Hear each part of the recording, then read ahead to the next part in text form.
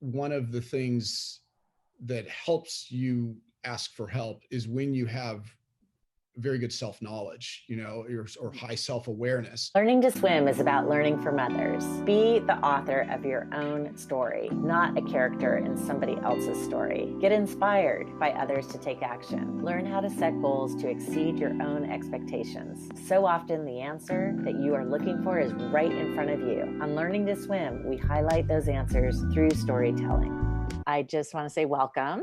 Thanks.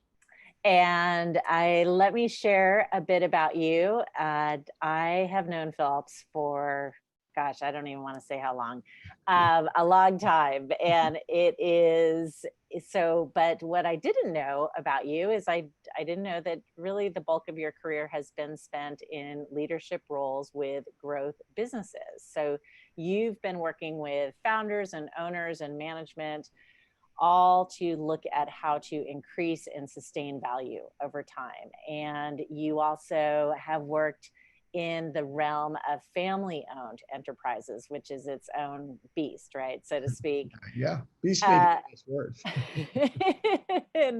and it's and in particular to address growth and transition issues. And you know a lot about this because you have experience with your own family's business. And so that is, you have a wealth of knowledge from that firsthand. And outside of work, you have two daughters, and you do, and so you were sharing that you're interested in childhood education and youth sports. You actually coach. You've served as a coach and volunteered at a local school or your local school. And you have, and you also volunteer in your free time too. And I really like this because you have an interest in working with nonprofits, helping them professionalize their organization so that they can improve outcomes and services for whom they serve. So again, welcome. And I'm going to jump right in. You don't know what the questions are, but so talk to me about what does resilience mean to you? It's funny. The first thing that comes to mind when you say resilience is perseverance, which is maybe just another, which is probably not a definition of resilience, but I think that without perseverance, it's kind of hard to be resilient. A lot of resilience, I believe, comes from just kind of keeping at it and trying to keep going and kind of knowing that you can move through something, and often you have to move through something rather than move around something or avoid something. So, I mean, I think that resilient people usually have a level of perseverance that helps them kind of get through that. I think they also, tend, I think, to be resilient. I don't know. You asked me what resilience means, but I think what does it look like to you, or how? I think a resilient person, which may not be resilience, also has maybe some aspects of a big picture and an ability to understand that sometimes setbacks are either minor or temporary. Again, that might play into kind of some of the perseverance. I mean, those are things that kind of come top of mind. I don't know if you want me to go in more of a direction on one of those. Well, so I have a question for you because I agree with you on all fronts. And, part of, I think, so how do you, especially since you coach, so I think of that as being such a great forum for at least planting the seed of resilience in young people, because as you mentioned, in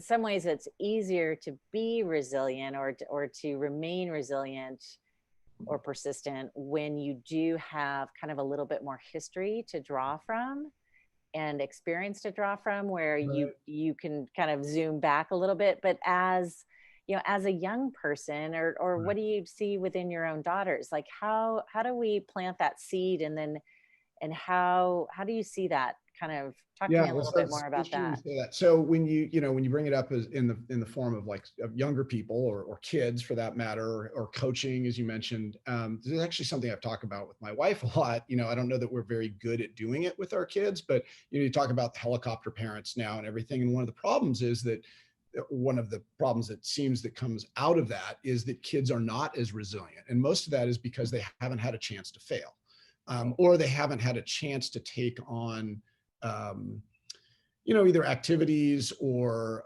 some of their own they haven't had that personal growth, which actually allows resilience. They haven't had, they haven't been given kind of their own free kind of reign, right? Yeah. So, the old saying of like, give somebody, don't give them enough rope, but not enough to hang themselves with, right? Right. So, Right. and so that is a challenge, I think, with kids, especially, is like kind of understanding what kids or younger people, or really actually anybody, I think, is Yeah. if you want to help somebody grow, giving them enough responsibility that they feel that they have ownership over something, but not so much that they're overwhelmed. And that's kind of, the magic is somewhere in there, and probably a good coach or a good manager, or a good mentor, is somebody who helps them push the limits, but doesn't give somebody so much that they get so overwhelmed that they can't kind of function, right? Or that they Right. make a mistake that it's much harder to recover from, right? Ideally, you want to disseminate the decision making process, because if you have a hierarchical decision making process where one person at the top is making every decision, you're not going to get anywhere. Um, Right. or it's going to feel like a totalitarian organization. Yeah. So you just can't function very well, and you certainly can't grow very fast, right? So you want to find the right people who want to take on those extra responsibilities and can make those decisions. And when they can't make those decisions, can either find other people to help them make them, or kind of push up the chain and say, I need help making this, and that's the way I see it. But Well, and I think that you bring up a really good point on the fact that one of, you know, being resilient and creating success, or even kind of the decision making process and how we do that, it's not meant to it's not a solo adventure, right? I mean, part of, I think, kind of the best, or one of the things that's nice also about kind of being older or having more experience is recognizing the value of asking questions and asking for help. no, without a doubt. I mean, well, you said kind of two different, I hear two different things there. So asking questions and asking for help, right? Which are not Right. necessarily the same thing, but can be related. Correct. And certainly when you see somebody who's really good at diving into the problem, all right, whether it is a personal problem or a business problem, it's usually somebody who's really good at asking questions, really good at listening to the answers that they receive, so that they can answer, or they can ask another follow-up question that gets closer and closer to the core, right? I mean, it may not Right. be an answer. I mean, that's the thing, is you're asking questions not necessarily to get answers. You're asking questions kind of in a Socratic method of making people think about things, right? Right. Exactly. Yeah. Well, it is. And I like what you bring up, in that is that that a lot of times people may ask questions, but the key, right, is to listen to the answer. There's a lot of people, right? And I do it too. People just, I mean, there's a lot of people ask questions because they think because they want to hear an answer, or they want to get to an answer that they've already kind of decided, Right. right? Or there's Right. people that ask questions to make themselves look smart, or Right. there's people that ask questions to put people on the spot, all of which I guess at some certain times serve a function, but are nowhere near as powerful as kind of asking the questions that make everybody in the room think, whether Right. it's one person or a group of people, think. And then the other thing you mentioned, which we can come back to the questions, the other thing you mentioned is, asking for help. And I think that's essential too. There's a lot of people who try to, that go it alone. And that can be when you're starting a business and you're solo, or that can be when you're within a larger organization and you're just like, I think there's a lot of, there's a lot of pressure, societal pressure of like being able to do things or being able to accomplish whatever. And so a lot of people see that as, I've got to do it and I've got to have my name on it, and I think, and I think that it's perceived as, in some cases, like a weakness. Mm-hmm. Yeah. Which is, it couldn't be further from the truth. No. I mean, I think it's actually the reverse, that it's the people who are, the people who are willing to ask for help. I really admire them. Yeah. I think, and I mean, that's actually something that is an area that I personally, would like to work harder on. I think that, one of the things that helps you ask for help is when you have very good self-knowledge, or high self-awareness. And that allows you to say, like, either this is something I don't like to do, I'm going to ask somebody else to do it. This is something that I'm not good at, I'm going to ask for somebody's help. This is something that I'm unsure of, I want somebody else's opinion. But you have to be ready to, when you ask for help, you have to be ready for the help that is offered, or for the help not to be offered. And sometimes that can be scary in and of itself. And absolutely. Right. Yeah. And it's, it is the, it is that self-awareness. I agree with you. And and I guess, it gets down to the essence of it, is that there is a level of vulnerability that comes with asking for help. So, well, you're not going to go into the whole Brene Brown vulnerability thing now, are you? Well, what the one thing that I was thinking about this today, because I had an earlier conversation and we were talking about teams. And one of the things that I am a little bit late to the party with Brene Brown. I know that she's, wildly famous and people adore her. And in fact, I have a colleague, one of my team members, who's, has traveled to go see her when that was a thing. But I listened to a really great interview with her. And one of the things that she said that she and her spouse do, that I thought, gosh, this is so applicable to a business environment, and that she and her spouse will check in with each other, maybe, I don't know what the format is, but let's just say at the beginning of the week or Sunday night or whatever, and kind of say, what does our week look like? And and they kind of take note of, is it one of those weeks where you've got lots of meetings and you're running here and there and whatnot? And then they'll kind of check in with each other during the course of the week. And basically what it's doing is they make the assumption that, their family unit works when they together somehow are operating at 100%. But what they do by checking in with each other is they acknowledge when one of them may be not at 50 and the other one and they'll say, hey, gosh, I'm super exhausted, or I'm just really stressed out, and I'm at like 35% right now.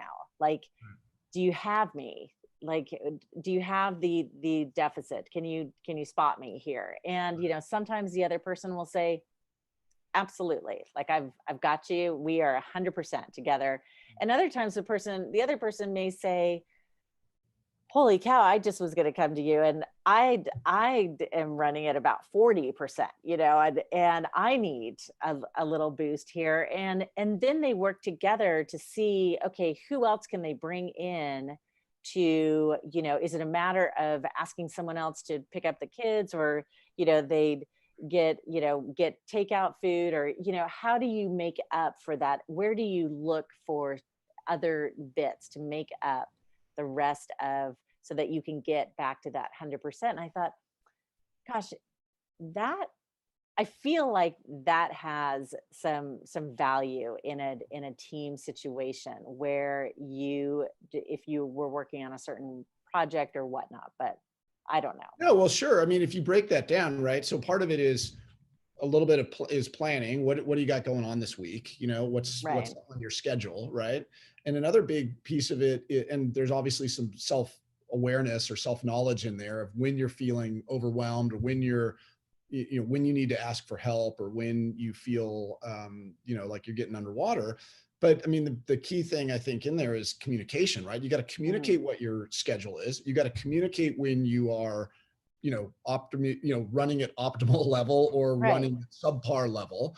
And you got to continue to do that, right? So, I mean, communication is a huge Yeah. key in, you know, in relationships as well as in business. And when you don't have that, you know, um, that's where you have like decisions being made by people that affect other people, but they don't know about them, right? And Right. or you have or you have people working on the same thing, you know, or people working at cross purposes, and that happens at home too. You know, I'll admit, you know. So, Yeah. I mean, it sounds at least to me like that for me, that would be my big takeaway from that is like they sound like they've got great communication. They've built it into a system of kind of like, we're going to check in and do this and that and talk about, you know, how we feel or our feelings or whatever. But that's key, you know, at least that's my takeaway from. Well, I must love it because I love systems. So that must be part of the reason why I was like, oh God, I think this sounds fabulous. Well, so let me ask you my follow-up question to the resilience piece, and Mhm. we've talked a bit about it, but is the concept of failure. Like, what does failure mean to you? I mean, failure is giving up. Failure is not failure, right? I mean, there's I wish I'd memorized it before the call. I mean, there's a Japanese saying, and it basically, I don't remember how to say it in Japanese, but it's basically fall down 8 times, get up 9, Okay. right? So it's like, you know, you're going to run into brick walls. You're going to fail. I mean, in fact, right, a lot of people argue that if you're not failing, you're not stressing, you're not pushing yourself, you're not Right. stretching yourself. I mean, certainly in a sporting activity standpoint, that's all you do when you start out, you know. In fact, I'm having that problem with my daughter right now. Is my wife and I feel that she is afraid. She doesn't like some things that she's not really good at. So to Mm-hmm. me, that means she doesn't like being a beginner at some things, or she doesn't like failing at those. You know, she'd rather do something that she feels more confident in. So I don't know if Mm-hmm. it's a confidence issue or what, but um, no, I mean, failure is really giving up, I Yeah. guess. I mean, I have to think about, I mean, you know, which is a choice, right? Yeah. Yeah. Not a, I mean, in most cases, I mean, failure is I mean, that's a choice. The actual act of failure is kind of somewhat out of your control, you Yeah. know? And, you know, I guess the real failure is like not learning from your failure, you know, Right. is not growing. I mean, I think, you know, you cannot grow without failure. I mean, um, I used to think I had this I had this moment of clarity when my daughter, my firstborn, was probably like, I don't even know how old, several months old, or maybe 7 months old. I don't even remember now, like at what age kids like they can't crawl, but they just kind of pick their head up off the floor. And I was sitting on my couch drinking a beer. I was tired. It was night, and this kid was on the carpet, like just trying to pick her head up, right? Trying to pick her head up. And all she was doing, pick her head up, which was like half of her body weight, you know, and then we'd go back down. And I thought about it, and I'm like, oh my God. And then she would fall asleep for like 20 minutes, right? Because it's so tiring. And then she'd wake up and start doing it again. And I thought to myself, she's like, I'm sitting on the couch drinking a beer, all right, watching TV. I mean, I might Right. as well have been eating bonbons at the same time. And and she's spending every waking moment of her life trying to improve herself. And I'm like, when did I go from that to this? No, and I think about it a lot. And so, Yeah, so I no, think I about mean, it a lot. I'm laughing, but I Right. totally relate to what you're Yeah. So saying. she just kept on failing, but didn't give up. I mean, Yeah. she couldn't get that head up, and ultimately, right? I mean, now she can get her head up off the carpet, right? And then Right. and hopefully she doesn't just take that arc all the way to just sitting on the couch, drinking beer and watching television. But, so, are you constantly, I mean, from a, you look at it from a business standpoint, are you constantly improving? I mean, they're always talking, constant improvement. Are you constantly going through, your structure and trying to make it better or faster or easier or cheaper? I think it's important in life too, is like, are you growing, is really Yeah. what it is are you growing? I mean, are you improving yourself? I mean, you don't have to be, getting physically stronger or getting smarter or whatever, but are you improving yourself in some way? And, I think you see that also in, when you get to, some people get to a certain age where back to the failure is giving up. They either Yeah. give up or they don't want to do that. And it can be, you can make minuscule improvements, so you can have something that you're getting enjoyment out of. So I don't know. That's Well, sort I of, see the way that I see that, it really leads to the other question that I was going to ask you, which is I see that directly related to being curious. yeah, Like I think that remaining curious is something that just serves me. It serves me so well in my professional life, my personal life, my relationship with my kids, just and and so how do you, you know, is curiosity a part of kind of your practice and how do you remain curious? yeah. It's actually, I actually need to rein it in a little bit because I have a lot of interest. I mean, I'm interested in a lot of things, and so I think it's harder for me sometimes to focus on, I'm kind of jack of all trades, master of none. And so I enjoy doing different things. I don't like going to the same restaurant all the time. I want to try new things. So, I mean, that factors in a big way, I think, in my life. And I think it shows in kind of a, disparate group of friends that I have, or not disparate, but I mean, I have a very broad group of friends with a lot of different interests. Um, and I think I mean, I think that for me at least, it's something that I think is enriching in life. I mean, there's so much to know and learn. You can't possibly jam it all into your head in one lifetime. Um, but I remember seeing my grandparents. I remember how good my grandfather was. He was a salesman, I mean, in his former life, but I remember going out to dinner and that with him. And he was always asking, he was always asking the servers all kinds of questions, and Mhm. part of it was small talk, but he was actually interested in them, Yeah. and that's part of, I mean, that's part of curiosity, I guess, too, is are you Yeah. interested in things, or more importantly, people? Are you Mhm. really interested in people? And so, um, no, I think that's, I mean, I think curious people are the ones that figure stuff out. I mean, I don't think you can get to a certain level of expertise in anything, without being curious, whether it's how to, fix how to solve a virus issue, or Yeah. how to take people to the next level as a coach, or how to build a business, or being an artist, curiosity, exploring new realms. So no, I think it's really essential, and it's especially essential, I think, in the creative aspects of life, because you just can't Yeah. get there without being creative. I mean, you might be smart enough to see it business wise, to see an issue that you see a solution that other people don't. But I think I don't think you can create something, Right. without kind of being curious, so. Yeah, for sure. I agree with you because I do, I love having that conversation with clients around, how to be more creative or how to encourage more creativity within your team or your organization. And when I'm talking about creativity, I'm sometimes there's that I think it's less so now, but there's there used to be more of that knee jerk reaction of I'm not creative, and it's like, well, no, you may not be artistic, but you are creative because you are, you solve problems. That's what creativity is.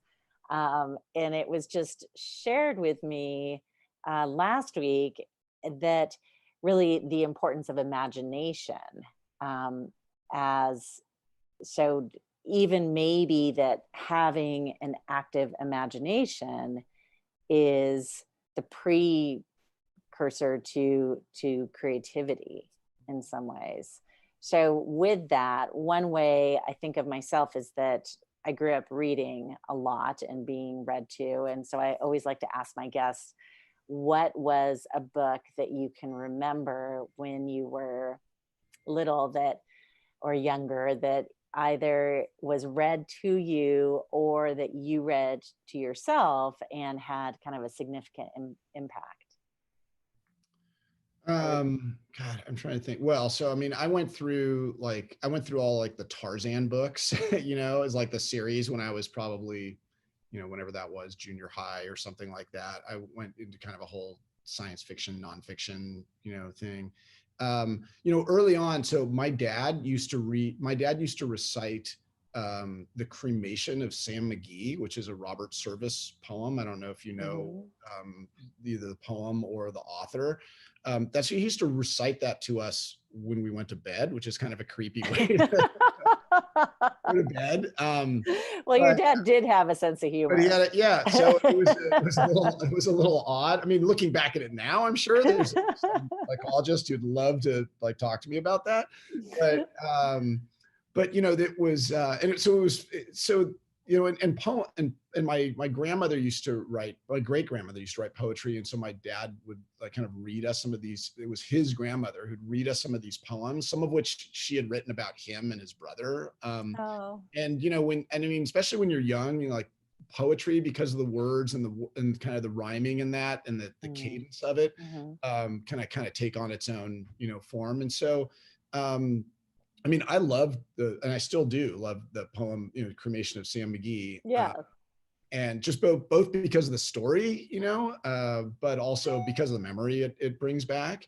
So that was, I guess, instrumental, and maybe not a good way, but I'm not sure. That's, well, for those of us, for people out there who are not familiar with the story, what's just a quick synopsis of the.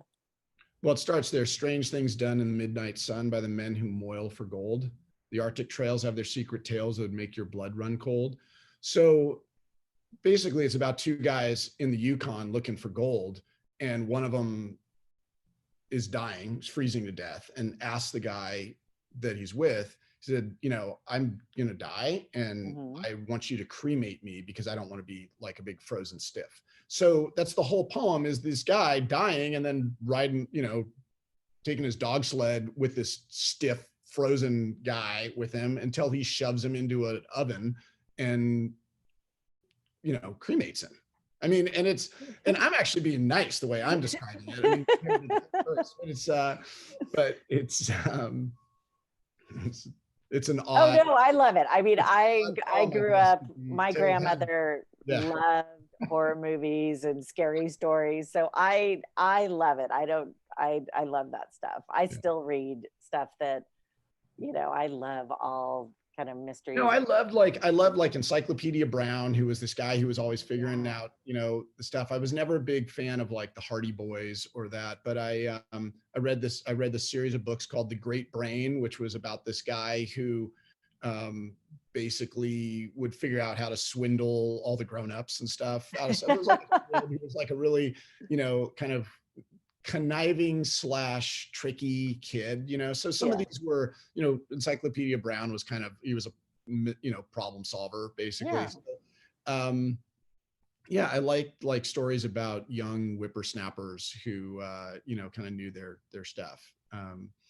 So those, I mean, that at a young age, that's what I liked. I don't really remember. There wasn't like one book that I read over and over again or was read to over and over again, but. Oh, I love that. Well, it definitely seems to have informed somewhat your professional life these days.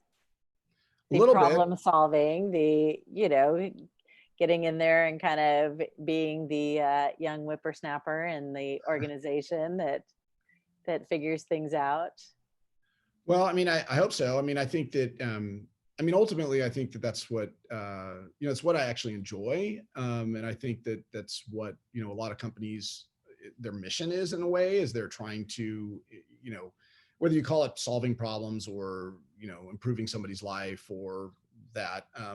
But, but yeah, I mean, that's what I've spent most of my time over the last, 15 plus years doing, is kind of identifying the problems that are key to solve, because there's always lots of problems to solve, and then trying Right.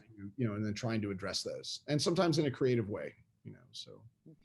So what was your very first job as a kid, or paid anything that the first time that somebody actually, there was an exchange of money for a task or a job that you did? Yeah. Well, I mean, so my father had a business, much what my family still has. And a lot of it was assembly work of kind of electronic components. I used to make those, like we had home workers. In fact, we still do, although now they're classified a little differently than they were then. But I used to make those parts, and I got paid on a per piece rate of however many I made. And so, I mean, it was my dad paying me cash out of his pocket. And I was pretty young. Probably shouldn't say how young, so that we don't. I think the limitations has passed. Yeah, exactly. But so it was, and so it was putting together, it literally was putting together parts, and being paid for like a box of, I mean, like 1,000+ parts that I put together. But that was as a little kid. I mean, I didn't have a paper route or anything, but that was kind of the age that I was at the time. Oh, interesting. I love it. I mean, it got to the point where, you were doing so many of them that, like, when the color changed, like, you're like, oh, now I get to do green ones. Like, that was exciting.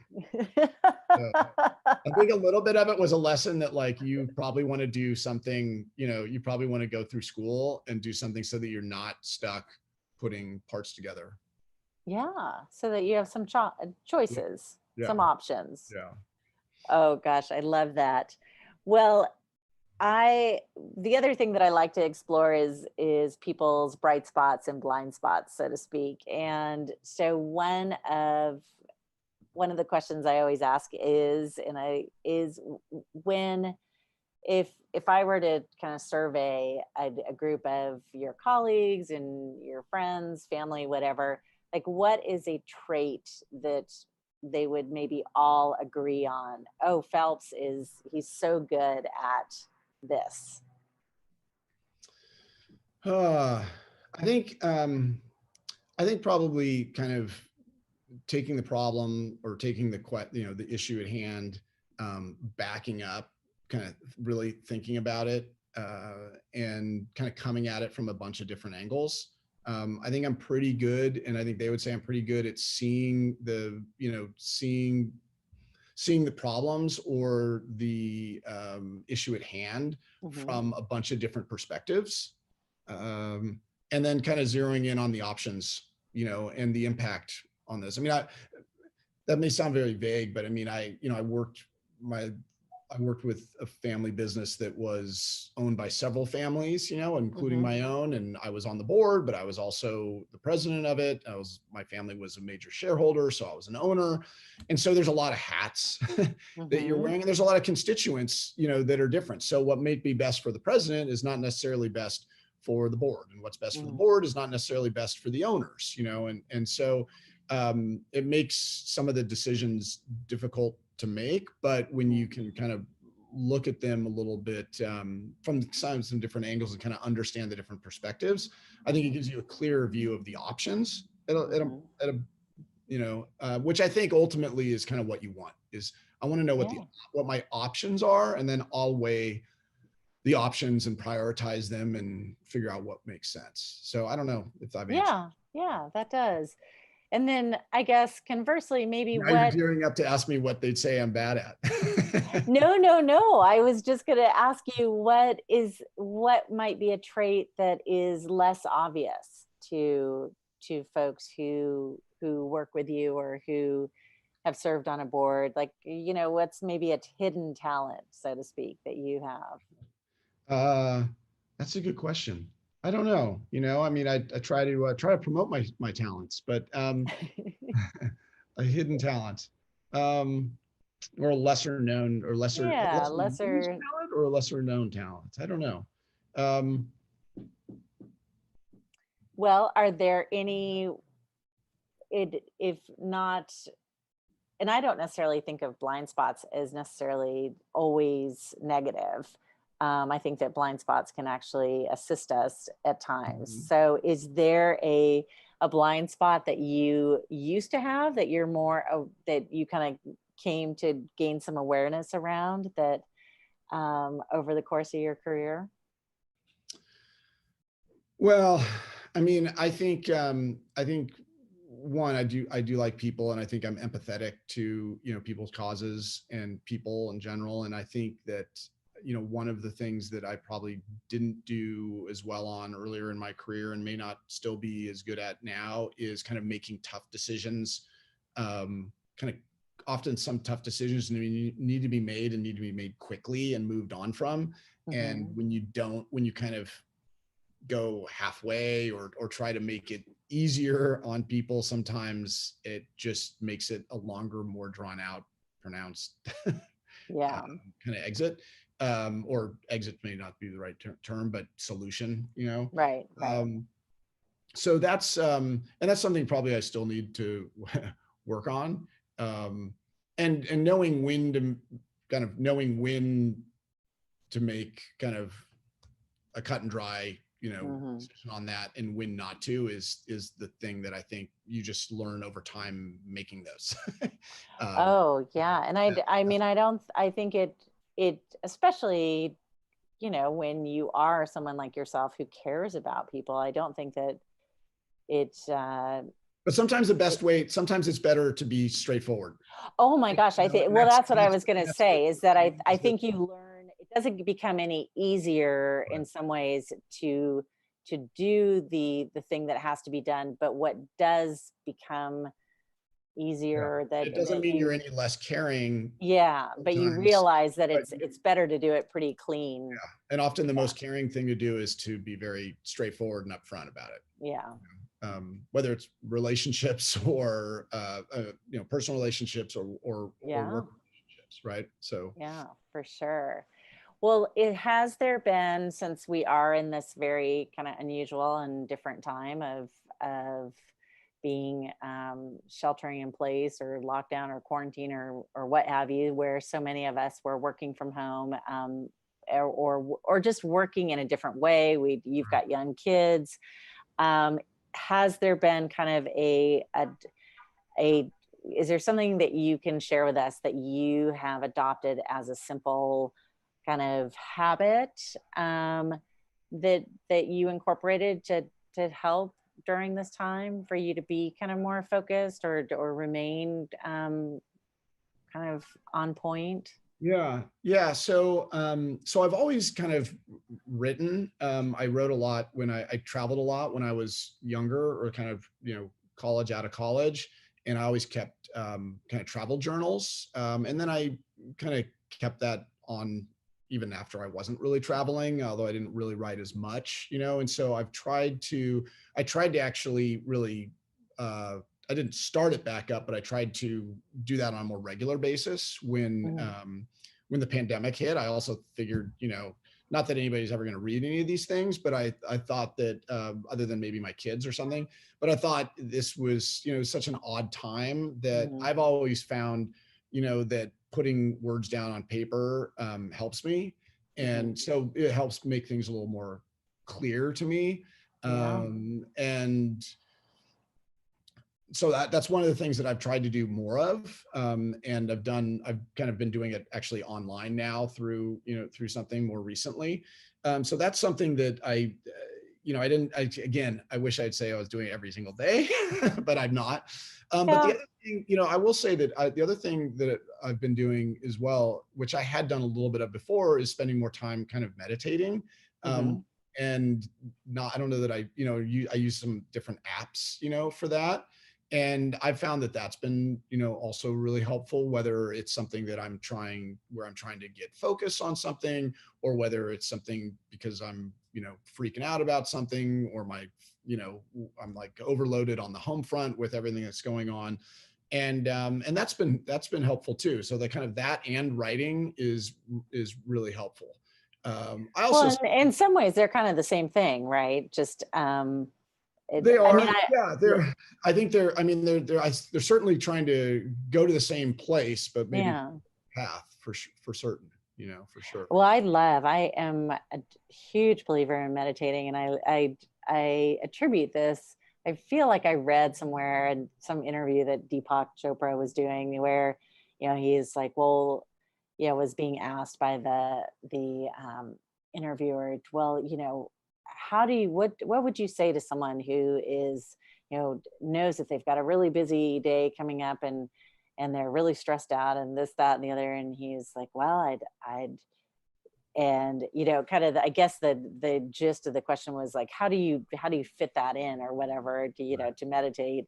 And he said, well, I'd suggest that he'd meditate even longer on that day, and meditate more on that day. And I always think about that on those days when I'm thinking, oh gosh, this is going to be one of those crazy days, and da da da da da da. And I'm like, oh, okay, what would Deepak do? Well, he would he would meditate for longer. And there is some I don't know, there is some real truth to that.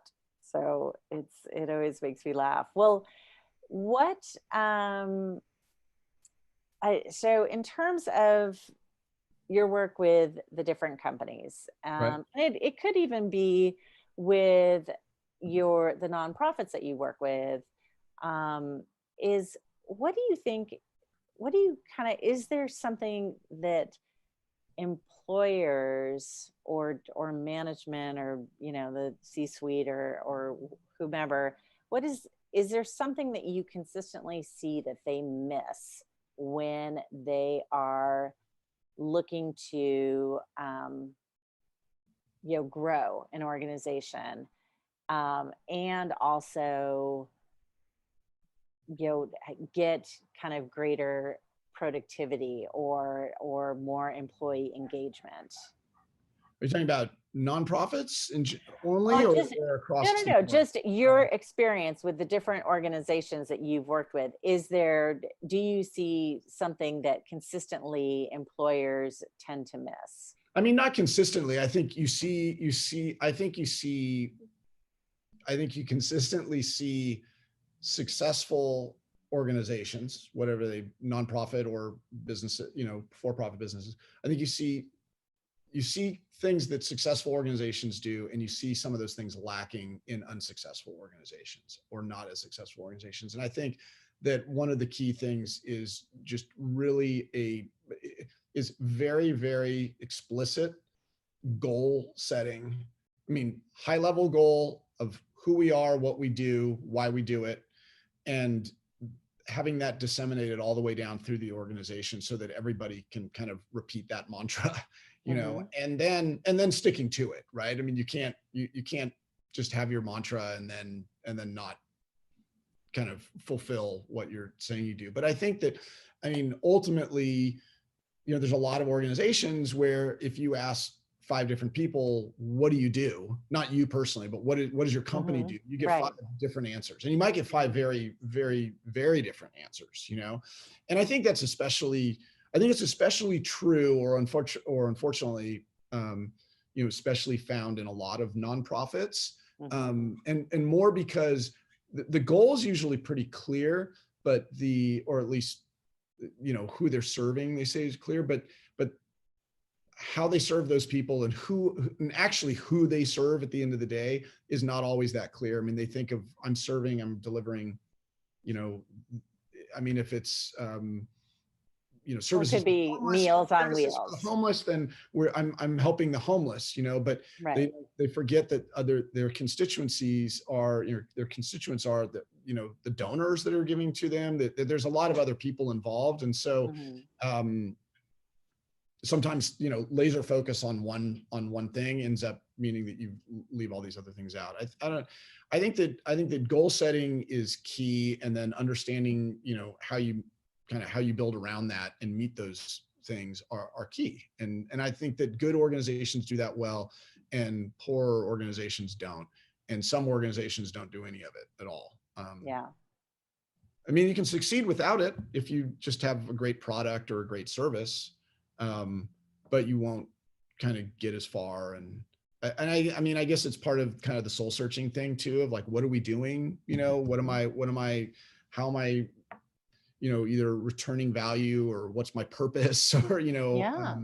and I think it helps the organization because it keeps people focused, but I also think it helps individuals within the organization because Yes. they feel like they're part of something bigger.